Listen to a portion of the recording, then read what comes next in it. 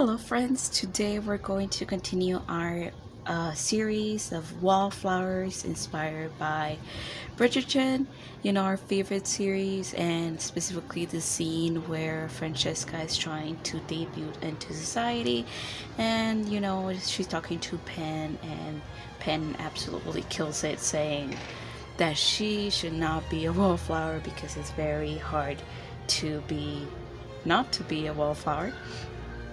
And we're going to start by doing this very beautiful yellow flower.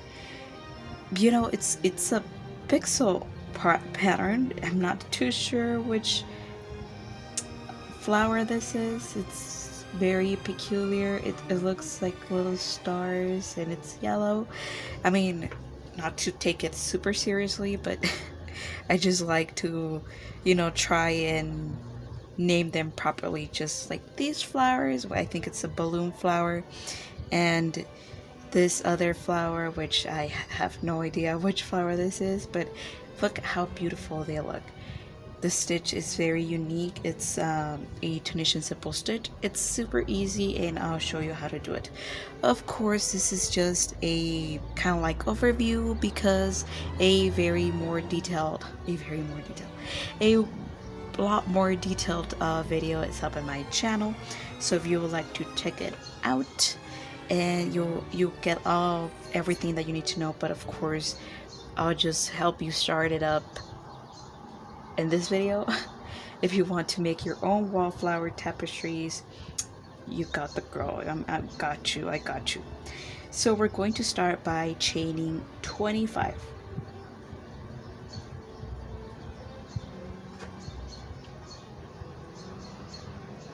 Now with all of our 25 chains, I'm actually choosing to do 25 from the cropped that I actually took from the actual pattern. You can see the full flowers, and it's very neat because it shows you like the colors that you need and such. But I think it's needless to say that you can extend your borders, you can change your colors, you can do whatever you want with this pattern because it's going to be yours. You can always change the color of the flowers. I'm gonna stick to actually following that pattern, but I'm just going to choose and add one more column. Yes, one more column to the right side of my project. So for Tunisian simple stitch, let's get to the good part. For Tunisian simple stitch, we're going to work onto the back side of our chain. So this is the right side, and we're going to turn our work, and we're going to work onto these bumps right here. We're going to skip this very first bump, and always counting this stitch that we have on our hook as one. We're going to skip this very first bump and go straight to the second one. So we're going to insert our hook, yarn over, and pull. And again, yarning over and pulling, yarning over and pulling. Of course, just keep in mind that try to make your stitches kind of not super loose, not super tight, because it's going to be our foundation for the rest of our project, and we don't really want our project to warp or kind of bend in all kinds of directions.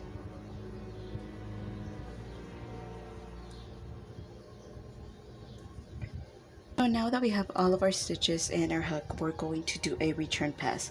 So the very neat thing about Tunisian simple stitch is that you can you always work onto the right side of your project. There is no need to like turn your work or anything like that. You're always working onto the right side or the front side of your project. So we're going to do a return pass. Well, yes, we're going to do a return pass. That is one of the things that Tunisian simple stitch also has, is that you work onto a row twice. So it might take a little bit longer for you to get used to it, but it's a lot better than regular crochet.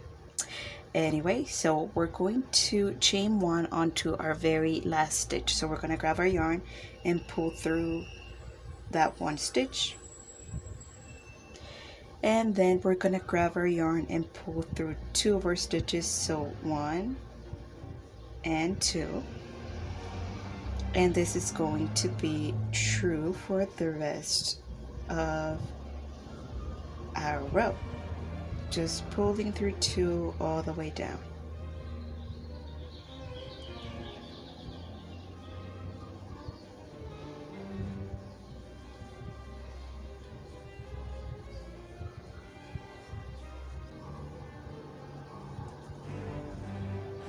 For our very next row, we're going to, and this is going to be true now for the rest of our project, this was only our foundation row, and we're going to repeat the next row all the way through our project.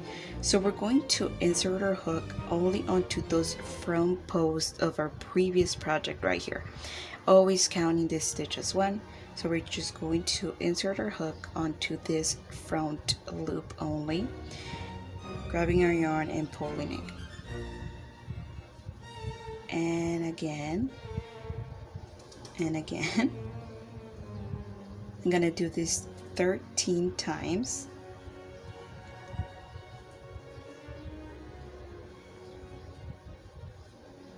Actually, just 12. Just gonna do this 12 times.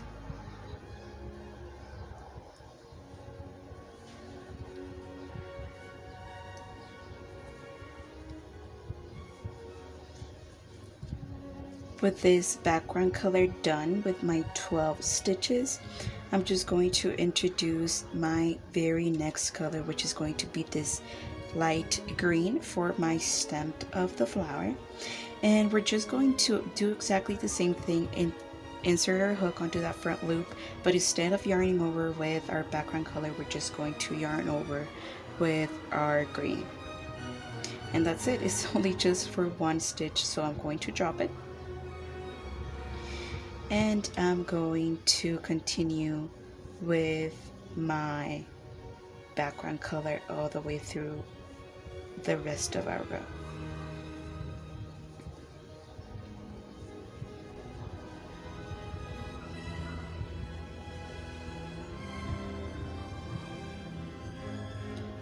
So now for our return pass, always chaining 1 onto the very last stitch. Then we grab our yarn and pull through 2 like our very last row. All the way down, until we reach this point right here. So whenever you have 2 different color stitches on your hook, you always use that second color stitch to pull through 2 of your stitches. So if I, for example, great example that I'm holding right now, since I have my second color being the light color green, I'm just going to grab my green, pull through that background color and through that green. Again, the same rule applies. If we have 2 different color stitches on your hook, you always use that second color stitch.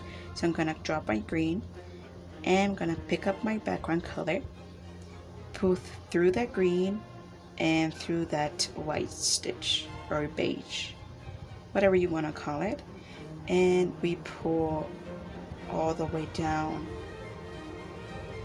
our row.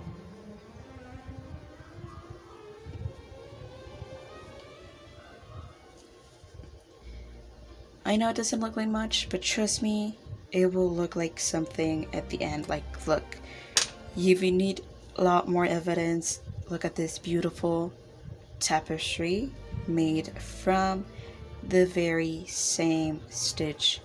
It's beautiful. You want more evidence? Bam! Look how beautiful it is. You can always check up these videos already up on my channel. Like always, I leave down below in the description a link to the pattern that I'm following, or you can always, pause this video and take a screenshot of the picture on screen. I do apologize, it is not a full tutorial, but these 2 rows right here, it's everything that you need to know for this stitch, and you'll get a magnificent tapestry. Of course, with time and as you get more used to the stitch, you'll be able to completely not look at my videos, and you'll have it everything now. Needless to say that if you're looking at a pattern like such, just a pixel art pattern, each square equals a stitch. That's all you need to know. Color change, already you have it. Everything that you need to know is completely here on these 2 rows. You're good to go.